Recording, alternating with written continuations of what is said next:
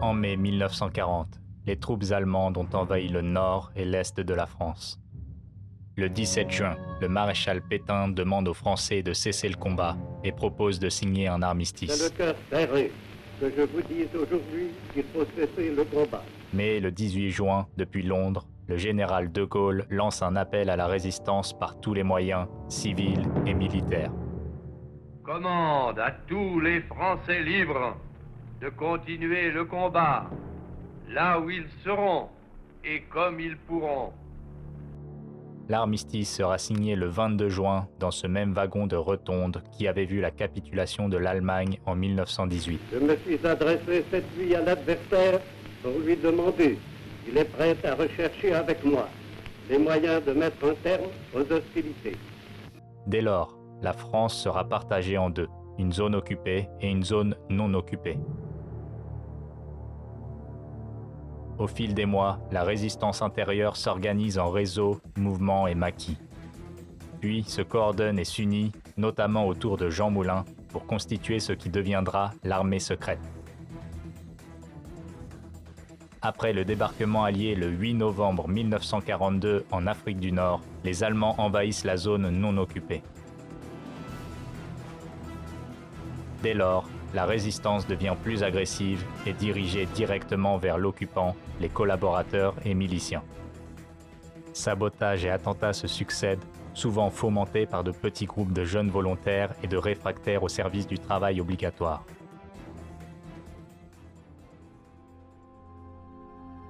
C'est ici, à la ferme de Garand, sur les hauteurs de Peine, que le premier de ces réfractaires dans la région arrive le 23 août.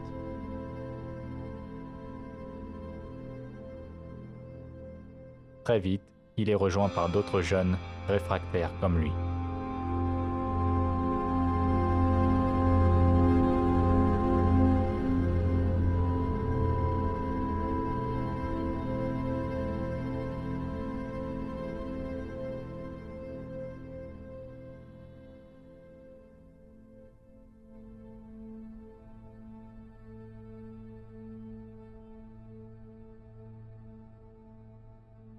Oscar, nous sommes ici au mémorial du maquis d'Ornano. C'est un lieu de mémoire et de recueillement très important.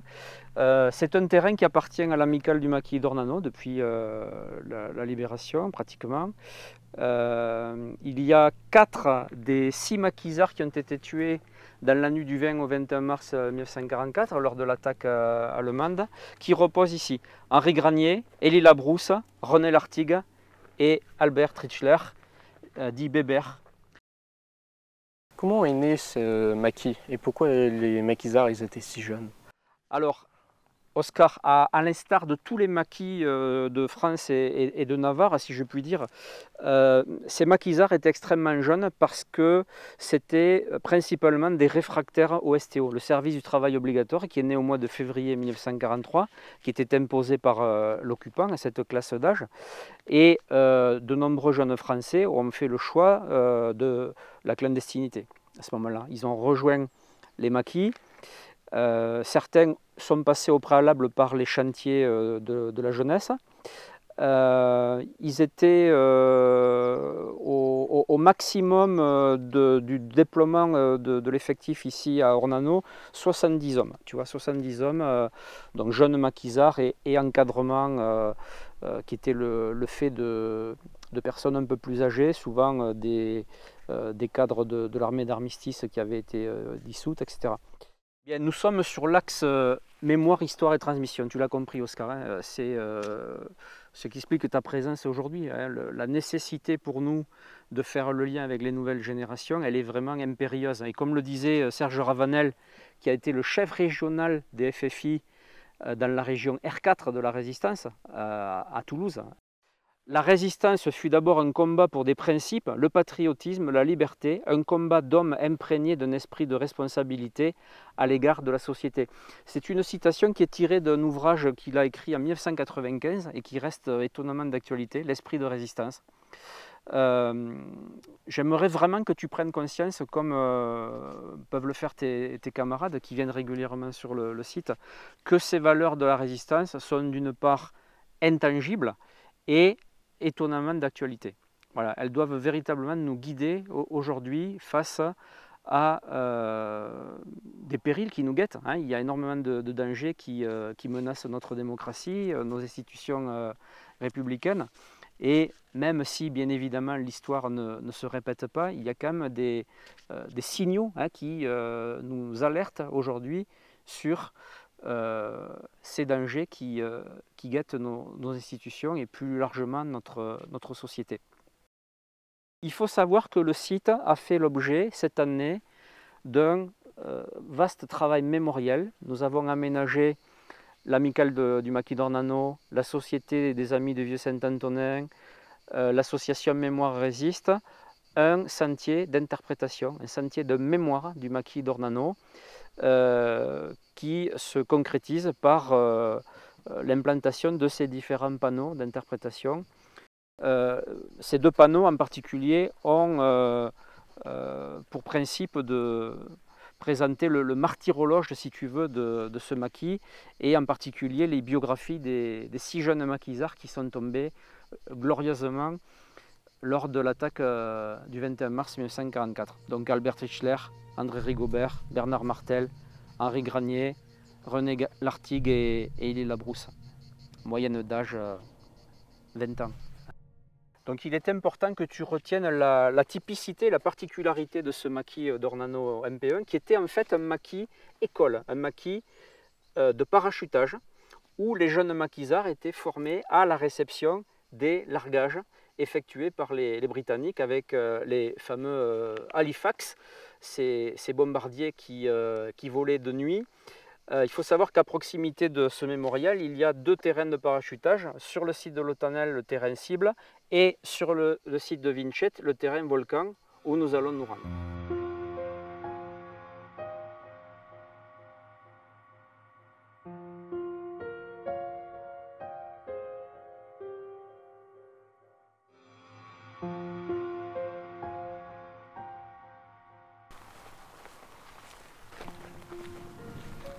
Voilà Oscar, nous arrivons sur le terrain de parachutage volcan qui était un terrain école pour les jeunes maquisards.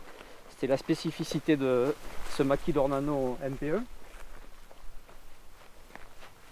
Ce terrain a été homologué au mois de décembre 1943 par les Alliés. Il était homologué Homo Arma Depot, c'est-à-dire qu'il pouvait accueillir à la fois des agents du BCRA ou du SOE. Le BCRA, les services secrets de la France libre, du général de Gaulle, le SOE, les services secrets britanniques, des armes, des munitions, et ce matériel pouvait être stocké sur le territoire en question. C'était le cas en l'occurrence dans les fours à chaux de Saint-Antonin-de-Bleval, puisque le directeur de cet établissement était proche de la résistance. Donc les spécificités de ce terrain qui est devenu le terrain principal pour le maquis d'Ornano. Il y avait également le terrain cible qui était situé à quelques kilomètres d'ici. Le terrain volcan a reçu 3 largages, le dernier ayant eu lieu dans la nuit du 20 au 21 mars 1944, qui a été aussi la nuit marquée par la tragique attaque menée par les troupes d'occupation à l'encontre de ce maquis. 20 mars 1944, la BBC annonce pour la nuit un double parachutage et l'arrivée d'un ami. À 23h50, le premier bombardier arrive guidé par l'ORECA. Morin est entré en communication et guide le largage. Il apprend que le parachutiste est à bord de cet avion et qu'il s'apprête à sauter. Tout se passe bien. Les maquisards entreprennent alors le rassemblement des conteneurs et leur chargement sur le camion prêté par un résistant de Saint-Antonin, M. Delpech, un ami. C'est une tâche longue et pénible qui demande dans la nuit plusieurs heures d'effort. Et les avions, ils arrivaient d'où et à quelle vitesse? Alors, déjà ce qu'il faut savoir, Oscar, c'est que les largages avaient lieu suite à l'émission d'un message codé de la BBC, la radio de Londres. Ici Londres. Les Français parlent aux Français. Veuillez écouter tout d'abord quelques messages personnels. Ici, en l'occurrence pour le maquis d'Ornano MP1, c'était « Elle pleurait comme une fontaine ». Ce message annonçait dans les 24 heures un largage sur le terrain volcan. Les aéronefs, c'était des avions bombardiers Halifax qui arrivait d'Angleterre. Il traversait tout le pays, hein, il survolait la Bretagne, il bifurquait sur Périgueux, ensuite Cahors, et ils arrivaient ici, sur la zone de largage, à une vitesse de plus de 200 km/h et une altitude d'un peu plus de 200 mètres. La réception au sol était faite par les maquisards qui utilisaient du matériel radio pour guider les aéronefs. Il y avait en particulier une balise RECA qui permettait de guider le Halifax à partir de 80 km de la zone de largage.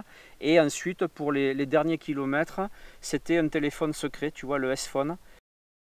Plusieurs équipes s'affairaient sur le terrain de largage. Une équipe était chargée de la réception des containers. Il y avait une équipe qui était chargée, on le voit d'ailleurs sur cette photo de reconstitution, qui était chargée de surveiller les abords du terrain de largage. Donc il fallait absolument assurer la sécurité des abords. Ensuite, la gestion du matériel récupéré, donc armement, munitions, était faite par les jeunes maquisards qui utilisait un véhicule mis à la disposition par le directeur des fours à chaud qui permettait donc le stockage de ce matériel. Il y avait également énormément de cavités sur le plateau que tu as devant toi, c'est un plateau calcaire, c'est du relief karstique. Donc énormément de cavités, de grottes ont été utilisées pour stocker ces armes et ces munitions avant la distribution aux autres formations de la résistance, de l'armée secrète principalement. Ils habitaient ici ou à quelque part d'autre?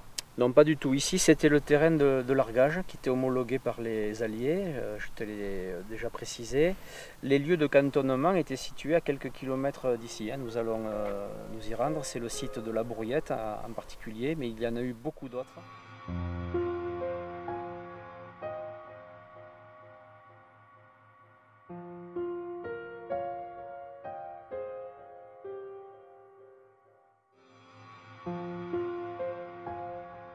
Nous voici arrivés à La Bourriette, c'est le deuxième lieu de cantonnement du maquis d'Ornano, après le site de l'Autanel où était situé le poste de commandement, le PC.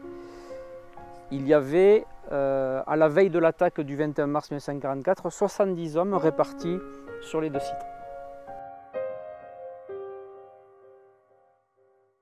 Je vais essayer de retracer succinctement l'historique du maquis d'Ornano MP1. Tout commence en fait au château de Beaudésert à Corbarieux, à proximité de Montauban. Nous sommes au mois d'août 1943 et sont rassemblés à Corbarieux à la fois des réfractaires au STO et de jeunes membres des chantiers de jeunesse qui ont déserté et qui veulent rejoindre la résistance. Cela se fait sous l'égide de Gaston Lamolinerie, dit Tarzan, qui va rester très peu de temps en fait à la tête de ce groupe. Très rapidement, c'est Roger Rigaud, dit Petit Père, Louis Barahona de Montauban, un officier à la retraite, Lédé, qui vont prendre le relais et qui vont amalgamer ce groupe et le faire converger assez rapidement à l'automne 1943 vers différents lieux de cantonnement ici à proximité de Penne et Saint-Antoine-de-Bleval. Donc c'est la ferme de Garan, c'est la Grange des Alberts et puis progressivement le site de l'Autanel et le site de La Bourriette sur lequel nous nous trouvons pour des raisons de sécurité.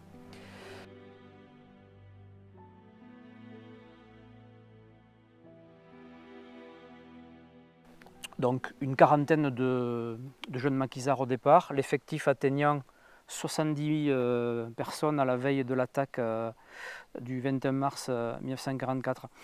Ce maquis est en lien avec la section atterrissage parachutage que l'on appelle couramment la SAP, hein, l'acronyme, qui est sous la houlette de Victor Moulin, l'homonyme de l'unificateur de la résistance.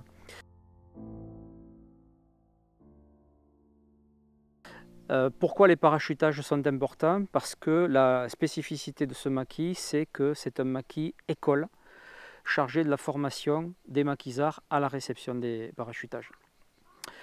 Autre spécificité, c'est important à souligner, le maquis a accueilli 2 aviateurs américains, Charles Bigler, qui était copilote d'une forteresse volante, B-17, et son acolyte James Dyson, qui lui était mitrailleur. Leur aéronef est abattu au-dessus du Bourget au mois d'août 1943 par la flak allemande. Ils arrivent ici assez rapidement, après quelques péripéties.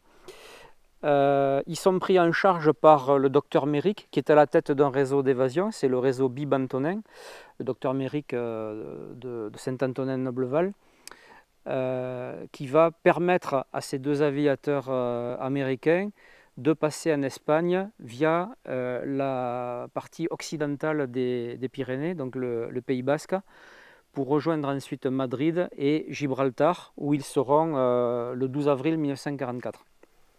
Et pourquoi ces aviateurs étaient si importants?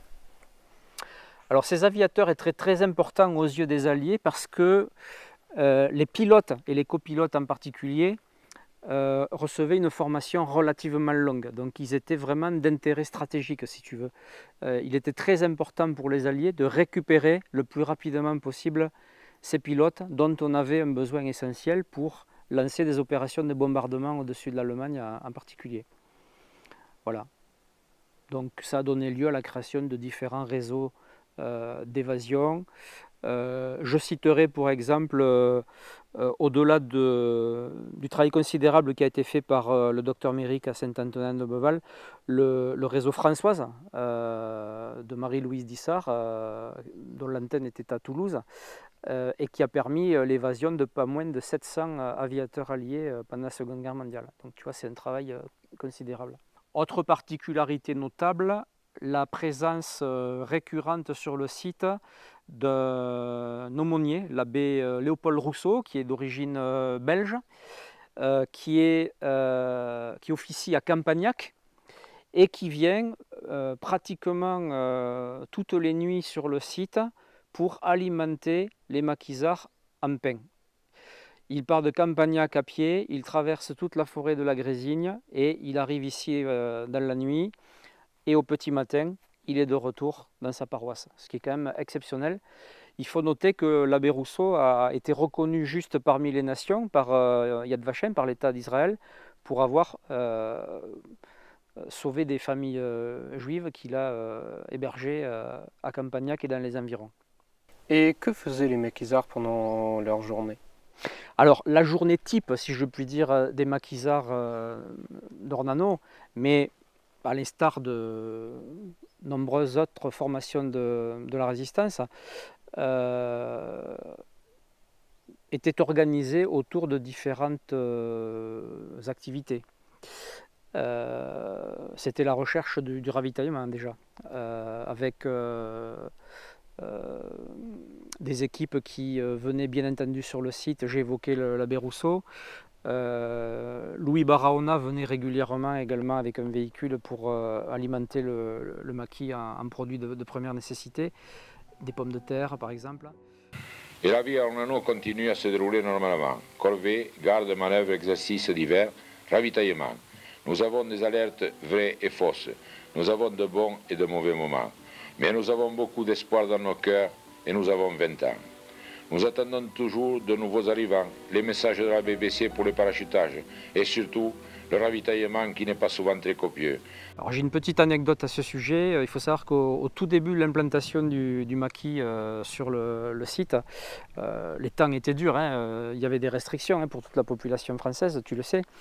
Les premiers jours, ils n'ont eu que des oignons à se mettre sous la dent, par exemple. Voilà. Donc ils ont cuisiné des oignons de différentes façons. Ils n'avaient que ça, c'était extrêmement difficile. Ensuite, il y avait les exercices militaires, hein, puisque c'est un maquis de l'armée secrète. Donc l'armée secrète, je te le rappelle, c'est une formation de la résistance qui fédère le mouvement de combat, le mouvement Libération Sud et le mouvement franc-tireur. Voilà. C'est une organisation d'obédience gaulliste. Les exercices militaires sont très importants. Ils vont être placés sous l'égide d'Albert Trichler, Bébert, qui est un ancien de la Marine nationale, qui lui-même a reçu une formation militaire. Donc il va en faire bénéficier ses camarades. La formation militaire, ça passe par le maniement des armes, des explosifs, des marches de nuit, des gardes qui doivent être effectuées de jour comme de nuit, hein, en particulier le long de la falaise qui se situe à proximité, qui est un véritable chemin de garde naturel. Hein, ça surplombe la vallée de l'Aveyron, qui est particulièrement encaissée, et ça permet d'avoir une vision plongeante sur la route qui passe à proximité et la voie de chemin de fer. Voilà, sur l'axe Saint-Antonin-Nobleval, Montricou, Montauban, etc. Donc ça, c'est particulièrement important. Ensuite, il y a la préparation des largages. Hein, une fois que le message de la BBC a été transmis, elle pleurait comme une fontaine via le poste biscuit que tu as ici en photo, avec une antenne qui est fixée le long de ce chêne, hein, dont il reste encore des traces. Voilà. Donc c'est ce poste biscuit qui permettait la réception du message de la BBC tant attendu, qui annonçait un largage dans les 24 heures. Voilà. Les conditions ont été rudes. Conditions de vie, en particulier pendant l'hiver 1943-1944. Néanmoins, ça n'a pas empêché nos maquisards de festoyer, par exemple, au moment du réveillon de Noël. Voilà, il y a des témoignages qui vont dans ce sens, de l'iconographie qui nous a été léguée par les maquisards. De très beaux dessins ont été faits à cette occasion. Voilà. Et là, on améliorait un peu l'ordinaire. Hein, on avait droit à un peu d'eau de vie, on avait droit à de la viande de mouton. Nous passons malgré tout un bon Noël, avec quelques colis qu'on nous a envoyés et que nous partageons. On s'en souviendra de ce Noël 1943. Et nous attaquons l'année 1944 en espérant que l'an prochain, nous fêterons Noël et le Nouvel An chez nous, en nombre libre, dans une France libre.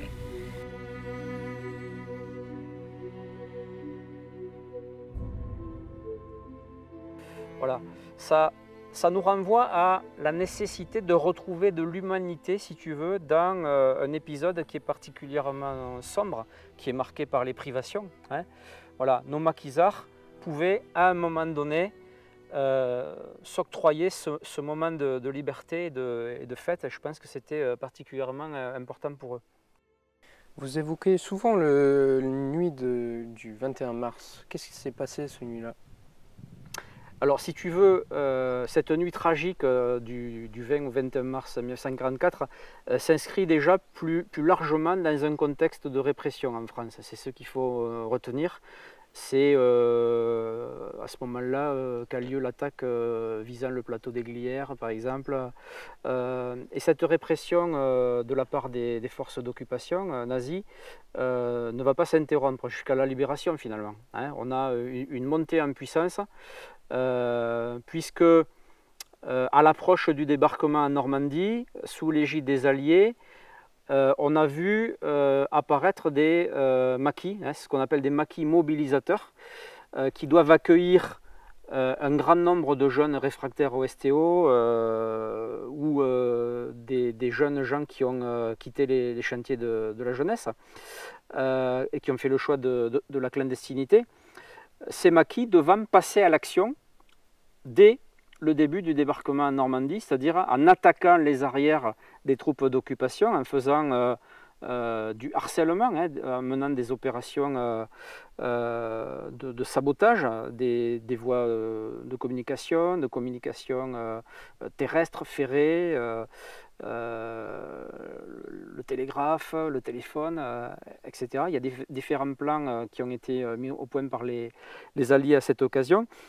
Et donc, les troupes d'occupation, presque logiquement, je dirais, montent des opérations de répression à l'encontre de ces maquis qu'elles veulent annihiler pour les empêcher justement de passer à l'action le moment venu. Donc nous sommes au printemps 1944, suite à des renseignements qui ont été collectés sur place par des agents du SD de Cahors, communément appelés la Gestapo, des délations qui sont le fait de gens qui sont proches des thèses pétainistes et collaborationnistes. On parle d'un général à la retraite, on parle d'un ouvrier d'origine espagnole également, qui aurait donné des informations très intéressantes relatives à ce maquis. L'opération est lancée. L'attaque a lieu dans la nuit du 21 mars 1944, de manière concomitante avec un largage qui a lieu sur le terrain Volcan. Alors c'est une pure coïncidence. Coïncidence qui a peut-être sauvé des vies, dans le sens où la plupart des maquisards étaient sur le terrain Volcan, recevaient ce largage, étaient au sein d'opérations de manutention de ce matériel qui venait d'être largué. Et ce sont les maquisards qui assuraient la garde de Volcan qui ont donné l'alerte. On a vu une colonne allemande monter depuis Saint-Antonin-Nombleval, une seconde arriver par Casals. L'objectif des Allemands était d'encercler les maquisards. Et donc cette colonne qui montait depuis Saint-Antonin-Nombleval a été aperçue par Albert Trichler, dit Bébert, notre ancien de la Marine nationale, qui a tiré sur les véhicules de tête avec sa mitraillette Sten. C'est lui qui a donné l'alerte. Donc à ce moment-là, les maquisards se sont repliés. Ils connaissaient parfaitement les voies de repli, qui passaient d'ailleurs par la Brouillette. Et de ce fait, il a sauvé la vie de la plupart de ses camarades, puisque au final, il y a 6 victimes lors de cette attaque, dont Albert Trichler. Et cette attaque est vraiment extrêmement soudaine et brutale. C'est aux alentours de 800 à 900 Allemands qui sont mobilisés à cette occasion. Alors c'est un régiment de volontaires du Turkestan qui est basé à Albi, qui est mobilisé pour cette opération. Voilà. C'est le même type d'unité qui sera mobilisée lors d'attaques visant des maquis de la région, dans la zone pyrénéenne par exemple. Il y a une unité similaire à Saint-Gaudens. Je le signale entre parenthèses.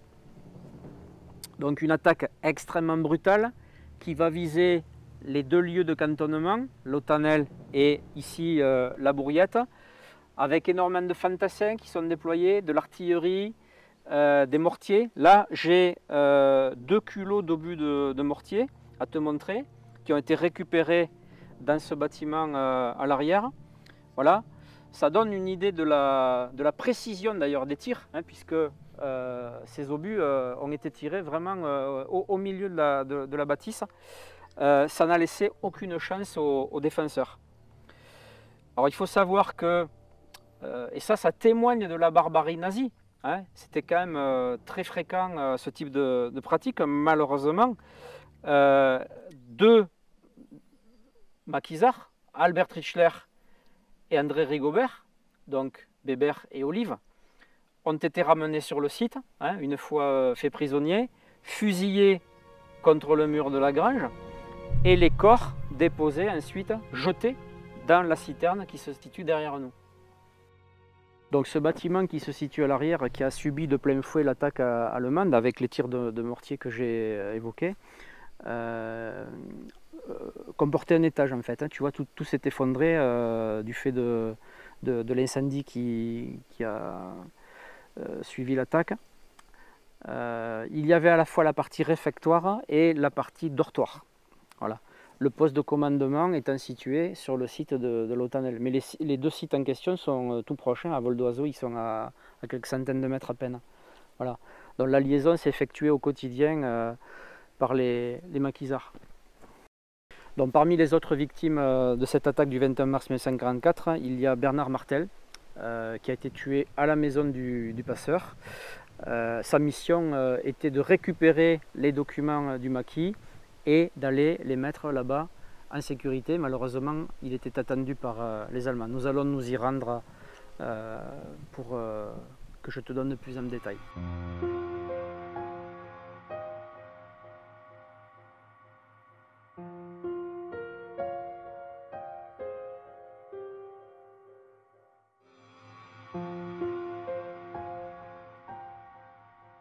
Bien, Oscar, nous venons d'emprunter ce chemin des Loups qui conduit jusqu'à l'Aveyron, là, qui coule en contrebas dans une vallée très encaissée. Tu vois, nous sommes au pied de la falaise qui est face à nous.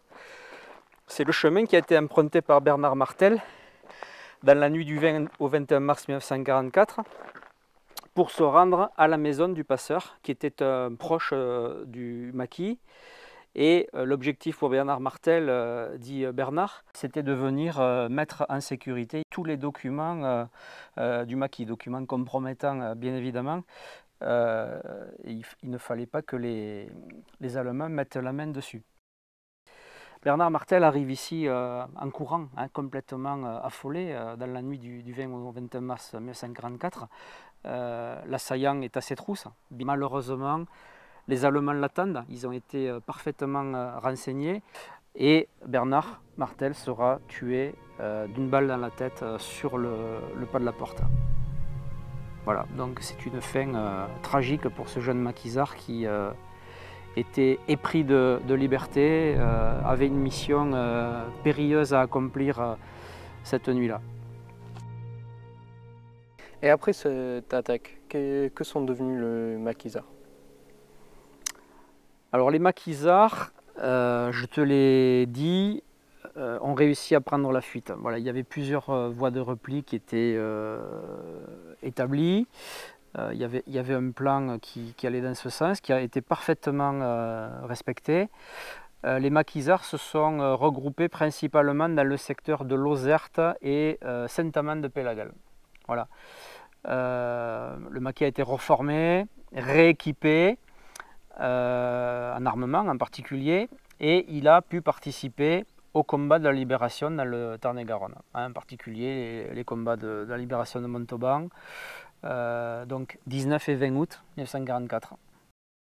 Suite à ça, le 8 septembre 1944, une partie des maquisards a fait le choix de rejoindre l'armée au sein du 3e régiment de hussards, qui était cantonné à Montauban à ce moment-là, il est à Metz aujourd'hui, pour participer au combat de la campagne des Vosges et d'Alsace. Voilà, ça c'est à l'automne 1944 et au début de l'hiver 1945. Et au terme de notre périple, Oscar, je voudrais terminer sur la dimension transmission. En faisant la lecture d'un texte de Jean Cassou, un grand résistant. C'est donc au nom de ceux des nôtres qui ont risqué la mort pour la liberté et qui, pour elle, ont affronté les pires souffrances, que nous vous demandons, à vous, ceux des jeunes générations, d'être vigilants. Nous vous passons le flambeau. À votre tour de vous battre quand il le faudra, comme il le faudra, pour la justice, la dignité humaine, la liberté. À la Bouliette qui fut incendiée après un pilonnage au mortier, Henri Garnier, l'ingénieur du camp, 21 ans, né à la Boutarie, se défendit jusqu'à la mort, dans les ruines fumantes de la Bouliette. Criblé de balles, il tomba dans la fournaise. René Lartigue, Marius, 21 ans, girondin expansif et joyeux, laisse ses fourneaux et prend des grenades. Une rafale l'abattra au milieu du réfectoire qui disputait avérage. On retrouvera son corps presque calciné. André Labrousse, 20 ans, avait profité d'une permission du STO pour rejoindre le maquis. N'avait pas hésité à laisser sa jeune femme et ses 2 petites filles. Avec Marius, fit preuve d'un cran admirable et avec lui tomba dans l'incendie. Albert Trichler, 20 ans, jeune Alsacien plein de courage, avait bien donné l'alerte mais était rapidement cerné. Restant à son poste, il avait ouvert le feu contre les assaillants, mais grièvement blessé à l'épaule, il avait été capturé. André Rigobert, 21 ans, qui montait la garde près de la Bouliette, avait également déclenché l'alerte pour le camp. Après une farouche résistance, il avait été lui aussi cloué au sol par les balles des SS. Ce fut par leurs actes héroïques qu'ils sauvèrent leurs camarades de l'encerclement. Malgré leurs graves blessures, tous deux étaient fusillés devant les ruines fumantes de la Boulette en criant « Vive la France ». Bernard Martel, Bertrand, 20 ans, est volontaire pour les camoufler documents du maquis dans une caverne du Cos et ensuite prévenir un passeur que ses camarades emprunteront sa barque pour traverser la rivière. Quelques instants plus tard, quand il ouvrira la porte de la maison du passeur, il sera immédiatement abattu. Les Allemands étaient déjà là. C'est ainsi que le 21 mars 1944, premier jour du dernier printemps de l'occupation, 6 jeunes patriotes de 20 ans donnaient leur vie pour que la France recouvre sa liberté.